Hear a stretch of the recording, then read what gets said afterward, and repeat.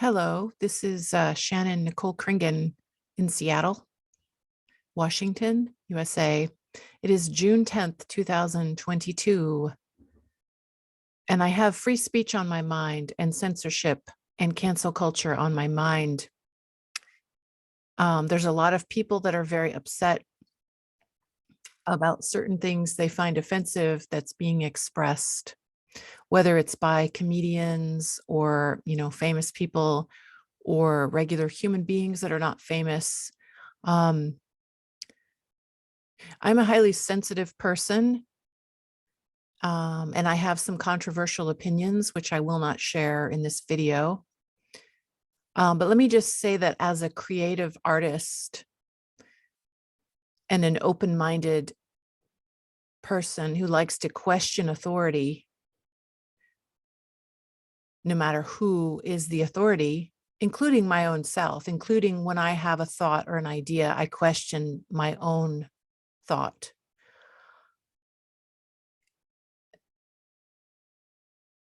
It's so easy to be offended. I almost feel like these days people are angry, and there's a lot of polarization in terms of political opinions, opinions about medical things, opinions about food, shelter, opinions about the planet Earth, opinions of so many different things.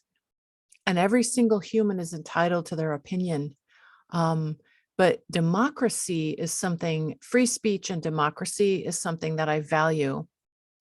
I don't like it when people are rude or abusive or threatening to each other. But if we take away free speech, if we censor, if we try to protect ourselves from information that we find offensive or upsetting, I can see why some people vote for that, to protect ourselves from feeling upset or harmed.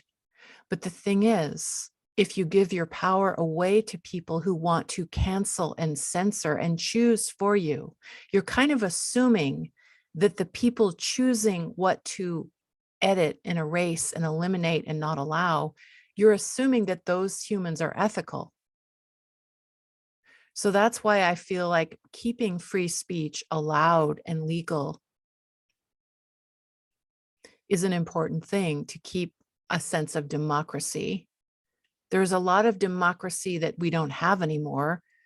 Extremely powerful, wealthy people have more power than the average human being that doesn't have a lot of money. That is actually true, which I find concerning.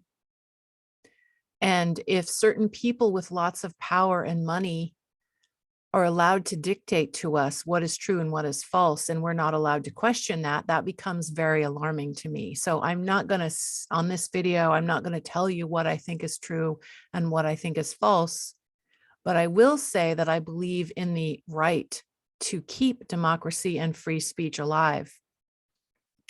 And I can see why some people are upset and want certain people canceled.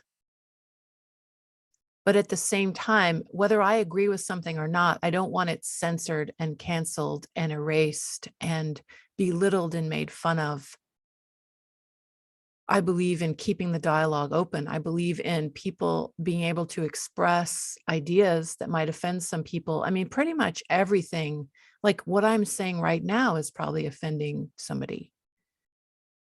Like, I think it's impossible to be alive on planet Earth in 2022 and not say something that might offend some other person from a different culture or from the same culture.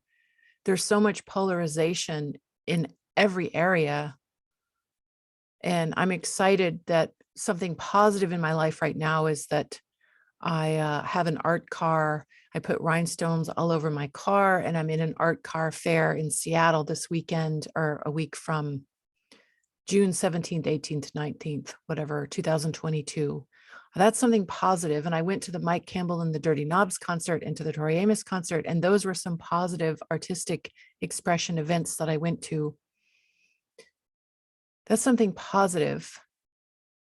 But the idea of losing free speech is not like there are lots of people that I used to agree with that are now voting for canceling, and they never call it censorship. When they censor, they don't say, we're going to censor this information. They don't say that word censor. What they say is we are going to protect people from something that offends them or the wrong information. We are going to protect you from the wrong information is what they say. But you're assuming that you can trust the people. And I can see why people want to think they can trust authority, because when people are scared and stressed out, they just want to feel safe and they want to know that they can trust an authority, almost like a little child wanting to trust their parents. But sometimes you can't trust your parents. Sometimes your parents are abusing you and you can't trust your parents. So that's a real issue, is you're assuming that the people that are wanting to curate and edit information are trustworthy. What if they're not? What if they are not trustworthy? You see, I can see why people are so stressed out these days, and they want to be reassured of what is true and what is false and to feel safe. And I'm not here to say what I think is true and what is false. I'll say that again. I have my own opinions about what I think personally is true and what I think is false. And sometimes I'm not sure what is true and what is false. And that is very uncomfortable, very uncomfortable. So I'm witnessing people argue about these things, and I'm finding it very upsetting and stressful. But I will never vote for cancel culture and censorship. Even if I strongly disagree with something being said, I don't want it to be censored. Because if we start censoring and canceling, or we give our power away to authority that chooses for us what should be edited out and erased and not allowed to be expressed. First of all, from an artistic standpoint, I'm against censorship because I want artists to be free to express themselves artistically through paintings, drawings, music, poetry, writing, acting, singing, dancing, all of the different art forms, whether it's visual or performing arts. So from an artistic standpoint, I agree with free speech and not censoring artists. But from a political standpoint, I also think we need a diversity of opinions and a diversity of interpretations, and debate should be allowed. But right now, what I'm seeing is a narrowing of what's allowed to be thought and said, and people judging what is true and what is false in a very narrow way that doesn't really seem ethical to me. That's all. So, there's totalitarianism. And usually in the United States, we think that that's not going to happen in the United States. It only happens in other countries that are very harsh and strict. I'm not going to name other countries. I live in the United States, so I'll just say, I think a lot of United States citizens believe that we could never have fascism or totalitarianism here. But that's not true. It can happen anywhere. And so I feel like if we lose our democracy and our free speech under the guise of being protected from something wrong, the irony is that we are heading into something that is very wrong and unethical if we trust authority figures to tell us what we're allowed to think and say, and we assume that they are right and they are ethical and they can do no wrong. Whenever you think somebody can do no wrong, then you're in trouble, and including yourself. Like I make mistakes. I have a dark side. I don't think anybody is a full-on hero or a full-on villain. I think that in the mass media these days, we are told that certain people are heroes and certain people are villains, and we are supposed to buy into that. Nobody fits into a stereotype like that. So these are just some of my thoughts about democracy, free speech, polarization.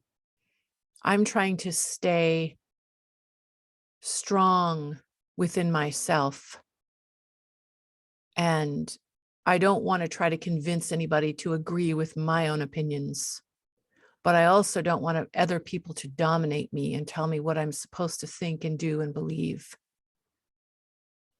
And again, you're assuming if you feel scared and stressed out or angry at scapegoat people, And then you want an authority figure to come in and take over and tell you what to do and think, because that makes you feel safe. I find that very disturbing, and it doesn't comfort me. I see through that. But you should think whatever you want. I'm not going to tell you what to think. I just think that that's a contradiction and a paradox, and the irony of that. People who believe in freedom and they want their freedom taken away because they want to feel safe, but you're assuming that the authority figures that are deciding for you what is allowed and what is not allowed, you're assuming those people are ethical. What if they are not ethical? I think that everyone should be questioned. The authority of everyone, whether it's an ordinary human being like me or a extremely powerful, wealthy person that is on national television or whatever. So I believe in questioning everything. And it is uncomfortable, and it doesn't feel secure or stable or solid to realize that there's a lot of gray areas in the world. And people want to pick sides. I feel like I'm being told that I have to pick a side. I'm either on side A or side B. And most of the time I don't agree with side A or side B. There's a Tori Amos lyric where she says, to those on the left, we need to build a bridge. To those on the right, we need to build a bridge.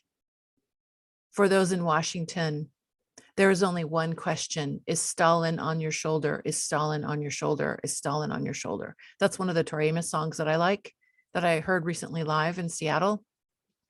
And then Tom Petty has lyrics where he says, I ain't on the left and I ain't on the right. I ain't even sure I got a dog in this fight. Those are two lyrics that I resonate with, that are about thinking that there's more than two sides, that we are told we're supposed to pick A or B. What if we're not A or B? There's a gray zone. So, okay. So thanks for listening. This is Shannon Kringen, Goddess Kring. I'm excited about the art car fair coming up. There's also a bike ride. I usually am in the summer solstice bike ride. I think I'm going to be in the pride ride, body pride ride, on the last Sunday of June, but I'm not sure if I'm going to do the summer solstice. I think I might want to focus on my art car for the Fremont parade, but I'm not sure yet. I'm not going to decide till the day before if I'm going to try to do the art car and the bike ride solstice parade, if I'm going to try to do both of those things, or just focus on my art car for one and then switch to the body pride ride for the next weekend. I'm not sure. So thanks for listening. This is Shannon Kringen, Goddess Kring, and I know my content doesn't appeal to everyone, but I can only be myself. Be yourself no matter what they say. That's lines from a Sting song that I love called Englishman in New York. Okay, it's time to take a nice walk barefoot out in the forest. Have a good day, everyone. Thanks for being here with me. Bye-bye. This is Shannon Kringen, Goddess Kring in Seattle. Woo! Bye-bye.